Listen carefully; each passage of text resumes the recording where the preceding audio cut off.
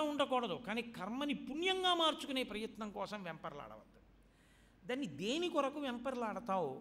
చిత్తశుద్ధి కొరకు ప్రయత్నించు. నువ్వు కొత్తగా ఇక్కడ దర్శనం పొందడానికి ఇంకో వస్తువు లేదు, ఉన్న వస్తువునే నువ్వు పొందాలంటే ఉన్న వస్తువు ఉన్నట్టు నీకు తెలియాలి.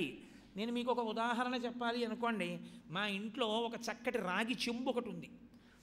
ఆ రాగి చెంబు మట్టిలో పడిపోయింది. పడిపోయి ఎప్పుడో ఏదో ఓ చిన్న గోతులో పడిపోయింది, ఎవరో చూడలేదు, పెద్ద వర్షం వచ్చింది, మట్టి కప్పడిపోయింది. ఏదో దాన్ని ఏదో పారపెట్టి మళ్ళీ ఏదో తవ్వుకుంటూ మొక్కలు వేద్దామని తవ్వుతుంటే చెంబు బయటికి వచ్చింది.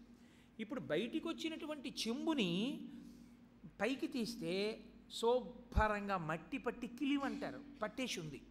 ఇప్పుడు నేను దాన్ని తోమాలి. తోమితే కదా మళ్ళీ రాగి చెంబు మెరుస్తూ కనపడుతుంది. మంచినీళ్ళు, బురద నీళ్లు తేనగా బురదగా ఉన్నదాన్ని తోమడానికి బురద నీళ్ళు ఎందుకు? మంచినీళ్ళు, చింతపండు తీసుకొచ్చాను. ఇప్పుడు మంచినీళ్ళు పోసి చింతపండుతో తోమడం మొదలుపెట్టాను. కొంతసేపు అయిపోయిన తర్వాత మెరుపు కనపడుతోంది. ఇప్పుడు మళ్ళీ మంచినీళ్ళు పోశాను, తీసి చూశాను, మెరిసిపోతున్నటువంటి రాగి చెంబు కనపడింది. ఇప్పుడు మీరు ఒక్క విషయాన్ని జాగ్రత్తగా గమనించండి. రాగి చెంబుకి మెరుపు కానీ రాగి చెంబుకి కొత్త వైభవాన్ని కానీ నేనేమైనా తెచ్చానా? రాగి చెంబు మెరుపుకి అడ్డొచ్చిన పదార్థాన్ని తొలగించానా?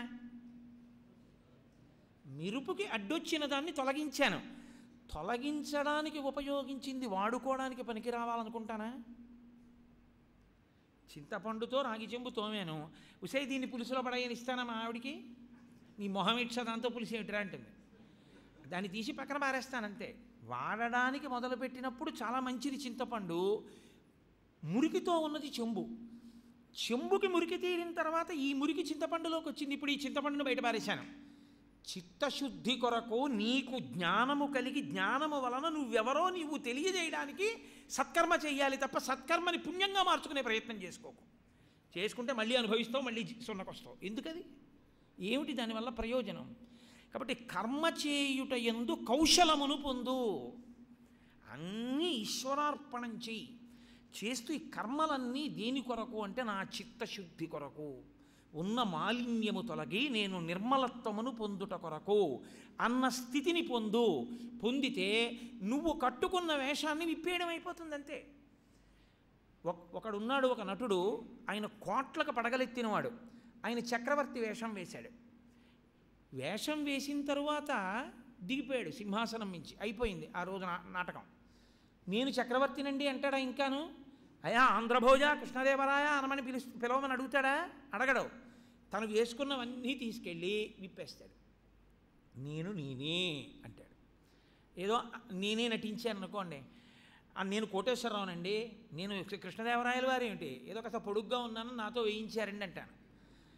నేనే నిరుపేద పాత్ర ఒకటి వేశాను. వారం రోజుల నుంచి అన్నం తినడానికి లేక భవతి భిక్షాం దేహి అంటూ డొక్కలిండిపోయిన వాడి వేషం ఒకటి వేసుకుని 4 ఏళ్ల ముందు బిచ్చగాడిగా వేశాను. నేను వేషం వేసిన తర్వాత అయిపోయిన తర్వాత వేషం ఇప్పేస్తాను, కానీ ఆ తర్వాత కూడా అయ్యా నేను బిచ్చగాడినండి అంటానా? అనను. బిచ్చగాడిగా వేసిన వేషం విప్పేయాలి, చక్రవర్తిగా వేసిన వేషం విప్పేయాలి.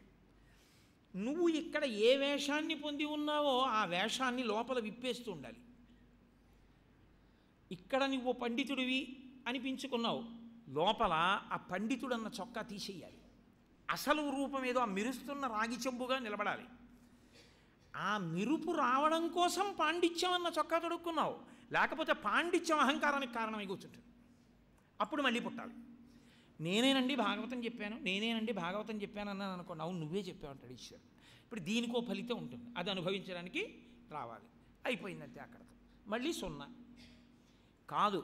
ఇది నా చెంబు తోమడానికి పనికొచ్చిందన్నాను అనుకోండి, నా స్వస్వరూప భాష కలగడానికి ఎప్పుడప్పుడు పనికొస్తుంది. మెల్లిమెల్లిగా తోమగా దాని మెరుపుతో దాని సహజ స్వరూపము దానికి కలిగినప్పుడు మీరేం చేయవలసి ఉంటుంది? ఇంకా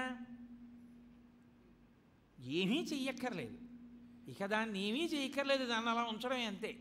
అందుకే జ్ఞానావిర్భావము జరిగిన తరువాత తానెవరో తాను తెలుసుకున్నవాడు ఇక కర్మాచరణము కూడా చెయ్యకుండా నిలబడిపోతూ ఉంటారు. ఆయనని చూసి మనం అలా మారే ప్రయత్నం చేయకూడదు. ఆయన ఆ స్థితిని పొందేశాడు. నువ్వు ఆ స్థితిని పొందడానికి సాధన చెయ్యాలి. అంతేకాని ఆయన ఎవరో అలా ఉన్నాడని ఇప్పుడు నువ్వు ఆయనలో వేషం కట్టే ప్రయత్నం చేయకూడదు. భగవాన్ రమణులు గోచి పెట్టుకు తిరుగుతారు, ఆయన బ్రహ్మజ్ఞాని. నేను ఓ గోచి పెట్టుకుంటానండి అంటే నేను రమణ మహర్షిని అవను, 10 మంది రాళ్ళేసి కొడతారు. నువ్వు ఆ స్థితికి వెళ్ళేటటువంటి ప్రయత్నం చేత, సాధన చేత ఆ స్థితికి వెళ్ళాలి. ఇంతటి అద్వైత సత్యాన్ని శుక మహర్షి భాగవతంలో బోధ చేశారు. ఏమయ్యా ఇది ఎక్కడి నుంచి వస్తుందంటావేమో, భక్తి అని ఒక మాట ఉంది. ఇది ఇవ్వగలిగిన వాడొకడు ఉన్నాడు అని నువ్వు నమ్మి చిత్తశుద్ధితో, ప్రేమతో, వాడి యందు గౌరవంతో, పూజ్యభావనతో నువ్వు ఆయనని అర్చించడం ప్రారంభం చేస్తే, అర్చించడం అన్నప్పుడు నీకు నేను ఒక మాట చెప్తాను, గుర్తొస్తుంది బాగా అన్నాడు శుకుడు. లోకంలో మనకి కామ్యములను ఉంటాయి, అవి మనకి కలిగి తీరాలి అని కోరుకుంటుంది. ఒక ఆయనకి దాంపత్యమునందు ఎడముఖం పెడముఖం, భార్యాభర్తలు కలిసి ఉండరు. భార్య చాలా మంచిది, భర్త చాలా మంచివాడు. భర్తకి భార్య అంటే ప్రేమ, భార్యకి భర్త అంటే ప్రేమ. నేను చూశాను, సభాముఖంగా చెప్పడం బాగుండదు. చిత్రం ఏమిటంటే ఏమీ అయోమయ స్థితితో తెలియదు, వాళ్ళిద్దరూ కలిసి ఉండరు.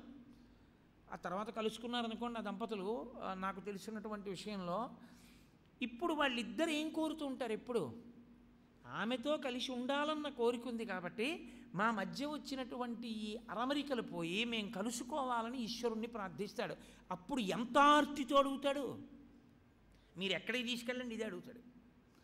ఈయన మహానుభావుడు అండి అన్నారనుకోండి, ఒక్కసారి మీతో కొంచెం ఏకాంతంగా మాట్లాడాలండి అంటాడు. ఏమిటండి అని మీరు గదిలోకి తీసుకెళ్ళారనుకోండి, మా ఆవిడంటే నాకు చాలా ఇష్టం అండి, దానికి ఇష్టం అండి, ఏమిటో మేమిద్దరం కలిసి ఉండలేకపోతున్నామండి అంటాడు. అంటే ఎవరు ఎక్కడ కనపడ్డా ఈ కోరికే కోరుతున్నాడు, ఆర్తి.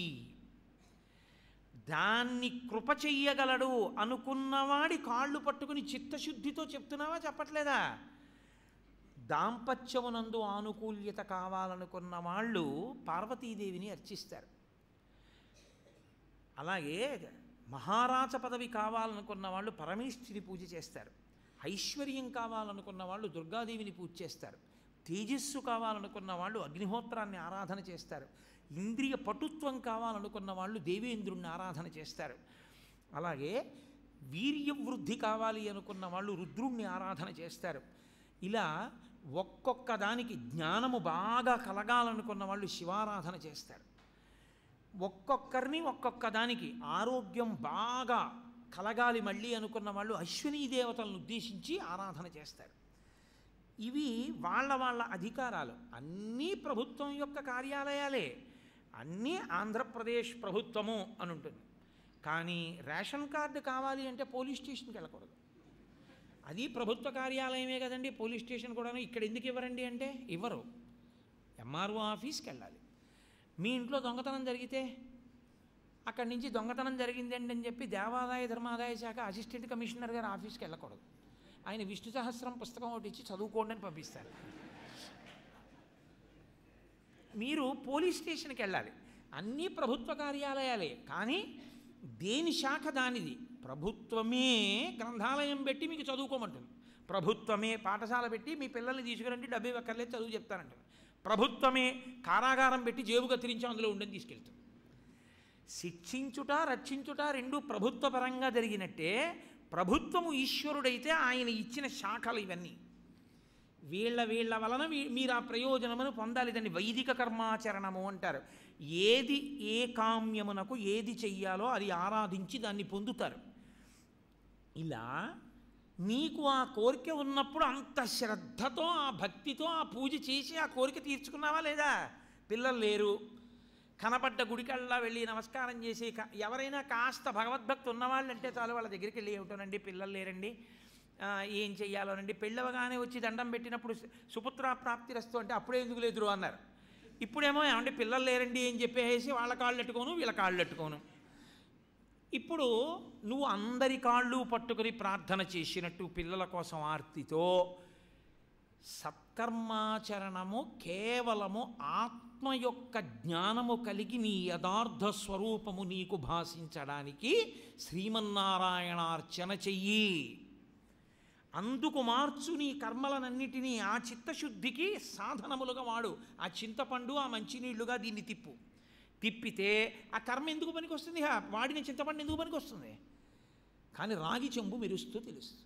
నీ ఆత్మ నీకు గోచరమవుతుంది, నీ యథార్థ జ్ఞానము కలుగుతుంది. ఆ యథార్థ జ్ఞానము కలగడమే పరమ ప్రయోజనమై ఇక పుట్టవలసిన అవసరం లేని బ్రహ్మానంద స్థితిని పొందేస్తాం.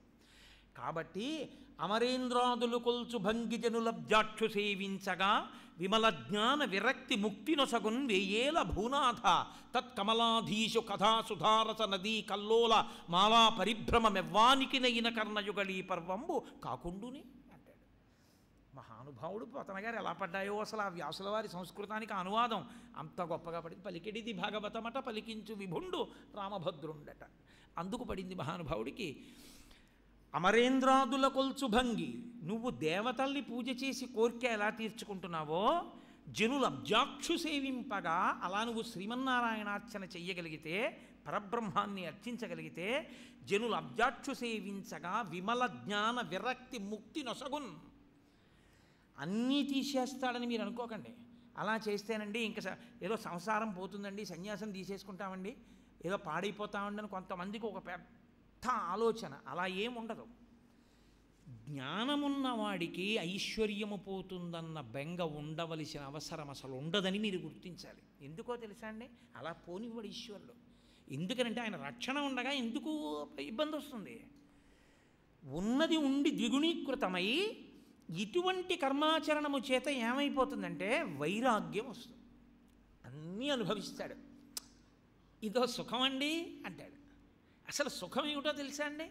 అబ్బా కూర్చుని ధ్యానం చేస్తే పరమేశ్వరుని పాదములను ఇక్కడ స్మరిస్తున్నప్పుడు ఆ కారేటటువంటి సుధాధారలలో తడుస్తుంటే ఎంత ఆనందం అండి.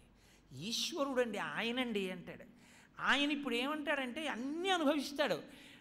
ఏమండి ఇది మీదండి అన్నారు అనుకోండి, నా మొహన్ నాది ఏంటంటే పరమేశ్వర అనుగ్రహం ఆయనది, ఆయన ఇచ్చాడు వాడుకోమని అంటాడు. పైకి కాదు, లోపల అలా పట్టుకుని ఉంటాడు. కాబట్టి ఇప్పుడు ఆయనకి సంఘం ఏం లేదు. ఏసీలో ఉండడంటే ఉంటాడు, కానీ ఆ ఏసీ లేకపోయినా ఉంటాడు. కారులోనూ పెడతాడు, ఖాళీ నడకనా పెడతాడు. ఆయనకి ఇదే ఉండాలన్న కోరిక ఏమీ ఉండదు. ఇది పెద్ద సుఖమా? సుఖముల కన్నా గొప్పదైన ఆనందము ఈశ్వరుడు ఆయన కావాలంటాడు.